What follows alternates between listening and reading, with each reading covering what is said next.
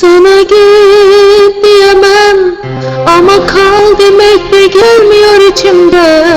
Son sözünü söyledin beni bırakıp giderken, ay gün gelir pişman bulup bir gün dönersen, eskiden dedi gideceğim. Git bırakıp uzaklara git, arkında yaşlı gözlerim mahkum edin. Git bırakıp beni bir başıma,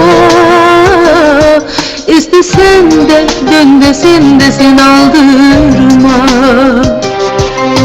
Git bırakıp uzaklara git, arkında yaşlı gözlerim mahkum edin. Git bırakıp beni bir başıma, İstesen de dön desen de sen aldırma. Diyemem ama kal demek de gelmiyor içimde. Son sözünü söyledim beni bırakıp giderken, ay gün gelir pişman bulup bir gün dönersen, eskiden dedi gideceğim.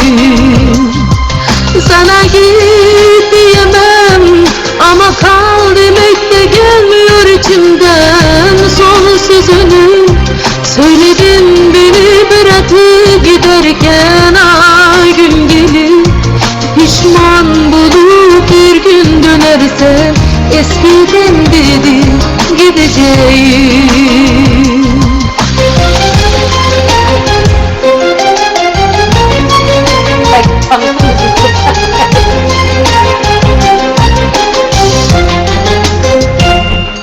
Git yalan sevdalarda, çaresiz yarınlarda, bu yürek bu ne de yanır, bu şirin gözyaşlarında. Sana git diyemem ama kal demek de gelmiyor içimden. Son sözünü söyledim beni bırakıp giderken, ay gün gelir pişman bulup bir gün dönersen, eskiden dedi gideceğim.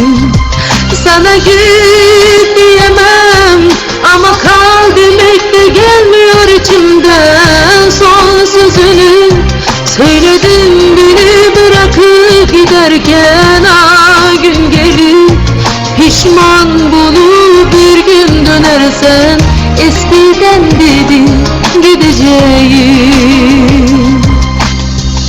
Eskiden dedi gideceğim.